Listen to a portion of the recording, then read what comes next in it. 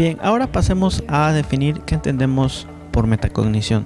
Según Lara, es la capacidad de reconocer los propios conocimientos de los propios procesos y productos cognitivos o todo lo relacionado con ello, incluido aspectos emocionales. Ahora podemos observar en la pantalla el esquema de la metacognición, que es darse cuenta. Darse cuenta de los procesos anteriores, y me refiero a estos procesos con el contexto y el diagnóstico. Podemos notar en esa imagen también un monito que está sorprendido de lo que se ha dado cuenta que ha aprendido, o incluso de lo que ha desaprendido en relación a estos procesos. Ahora vamos a definir qué es el planteamiento del problema. Es una forma de generar una pregunta cerrada cuya característica necesariamente se responda con un sí o con un no. Bien, ahora podemos notar nuevamente en la pantalla el esquema del planteamiento del problema. Este se encuentra dividido en dos partes: en el planteamiento de la pregunta a través de variables generales y variables particulares. Quiero hacer una precisión y aprovechar el momento para cambiar este término. A partir de ahora lo he denominado término general y término particular. Más adelante explicaré en qué consiste y trataré de dar un ejemplo que nos permita tener mayor claridad de lo que me estoy refiriendo. En la segunda parte hablo de la formulación de preguntas problemáticas. Esta formulación de preguntas problemáticas está estructurado a partir de una visión disciplinar que mencionábamos, una visión interdisciplinar y una visión transdisciplinar. Bien, ahora vamos a hacer uso de nuestra plantilla de DICOT, la cual se encuentra en el apéndice del artículo de este modelo. Esta plantilla nos va a ayudar a entender el procesamiento de la información y ir cumpliendo las fases o etapas que marca el artículo. Trabajemos ahora la etapa número 1. Bien, ahora nos encontramos en la parte del diagnóstico. Para ello hemos elegido el tema del bullying escolar. Este es el tema que vamos a ir definiendo según los trasfondos: disciplinar, transdisciplinar e interdisciplinar.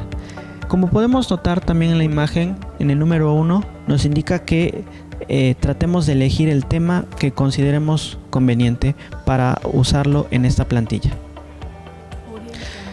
Nos encontramos en la parte del trasfondo disciplinar. A partir de aquí, incluyendo el trasfondo inter y transdisciplinar, vamos a definir el tema, pero no solo definiciones que tengan que ver con el tema, sino con información que sea relevante.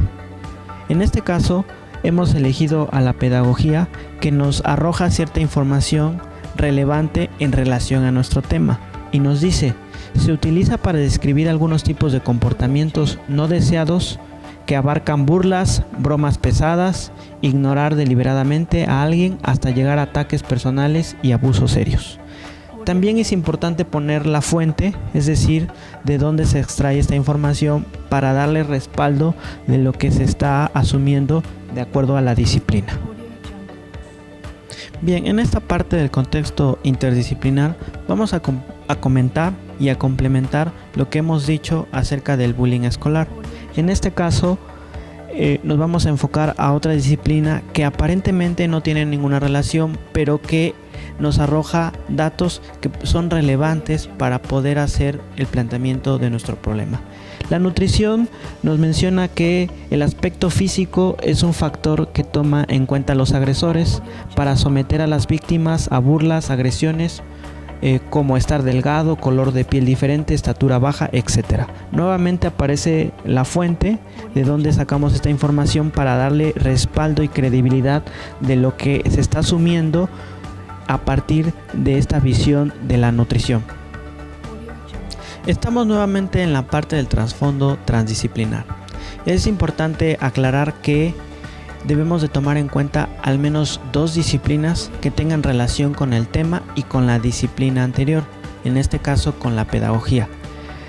Aquí nuevamente es importante señalar que no necesariamente se requiere de definiciones sino también de información que sea relevante sobre nuestro tema, en este caso sobre el bullying escolar. La psicología es otra disciplina que directa o indirectamente contribuye a arrojar cierta información valiosa sobre nuestro tema.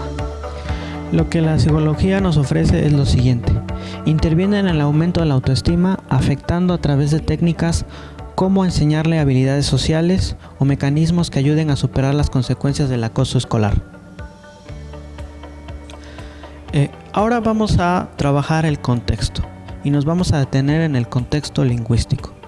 Hace un momento mencionábamos que este se define con la siguiente pregunta: ¿de qué manera el tema es relevante o pertinente?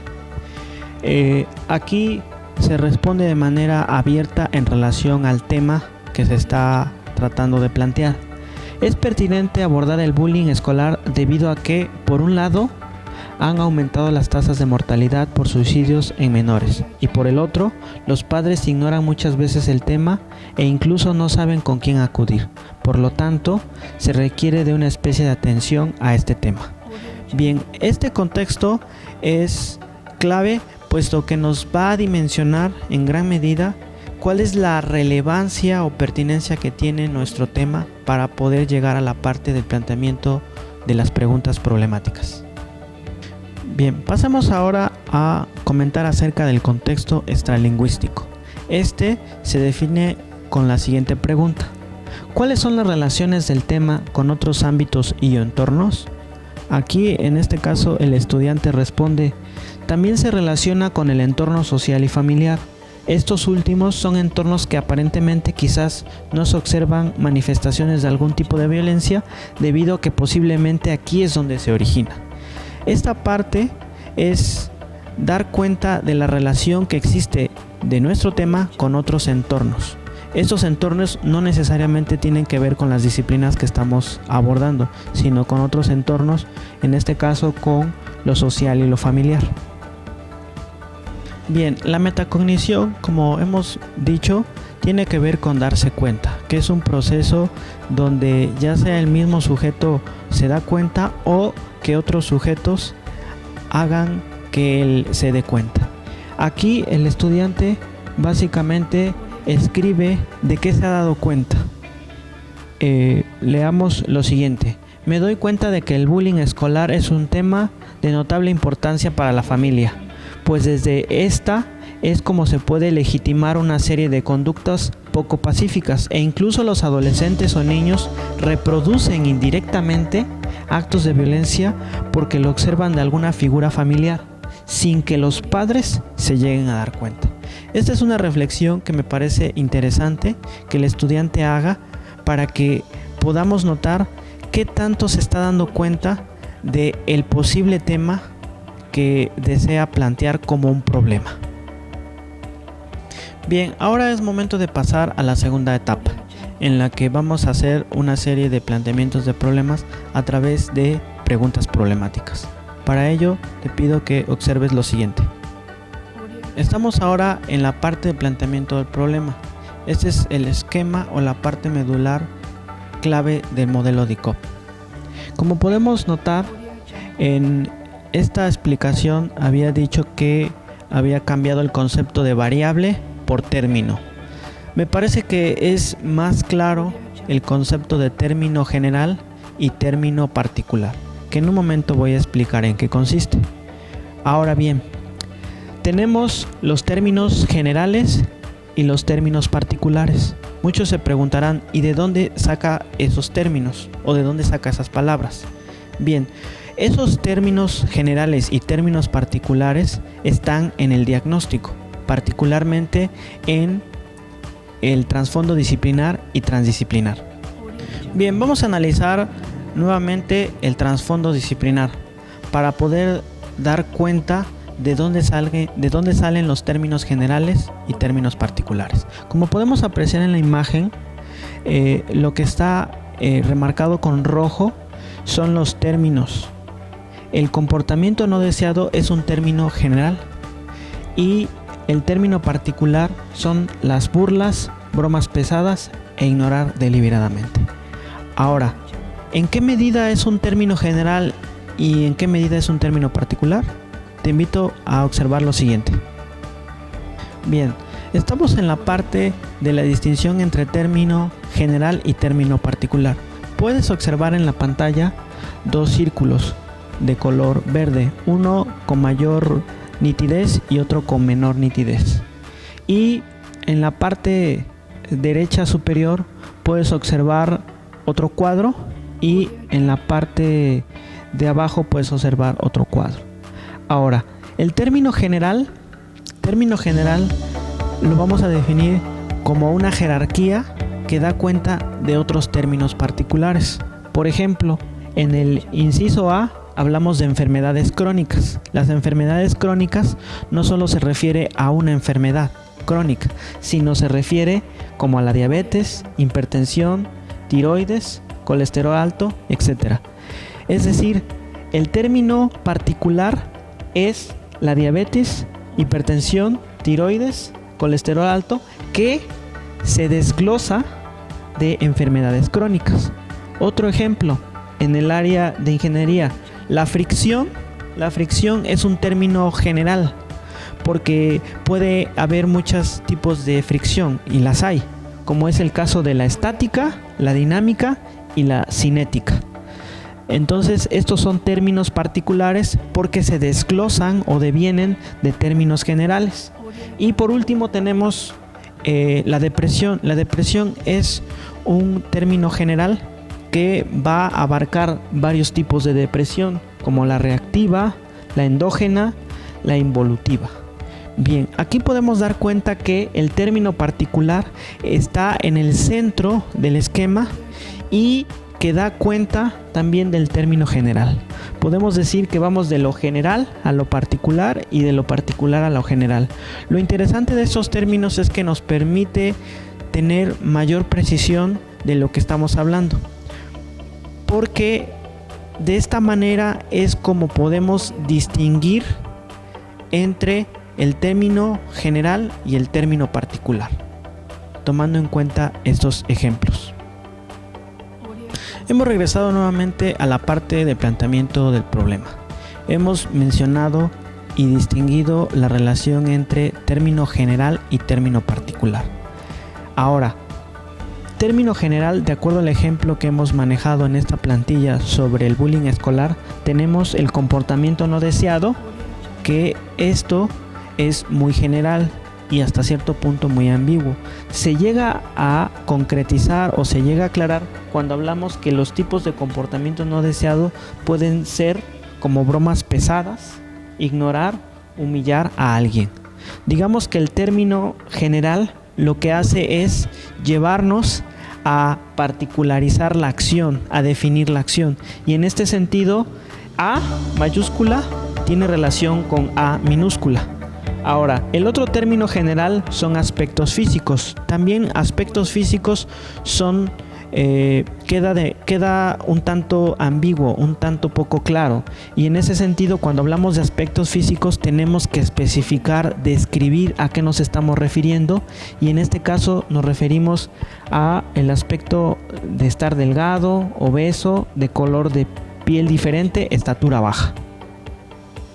Bien, una vez que hemos aclarado a qué nos referimos con términos generales y términos particulares, es importante ahora dimensionar o estructurar la pregunta problemática. Como podemos ver en la parte de abajo, tenemos distintos colores. El color verde se refiere al tema, el color rojo se refiere al término general, el color azul se refiere al concepto de problema como una necesidad, obstáculo, carencia, exceso, y el comodín es la información que nos va a permitir darle sentido a la pregunta. Y en ese sentido tenemos la pregunta: ¿el bullying es considerado un comportamiento no deseado generando un exceso de poder entre los individuos?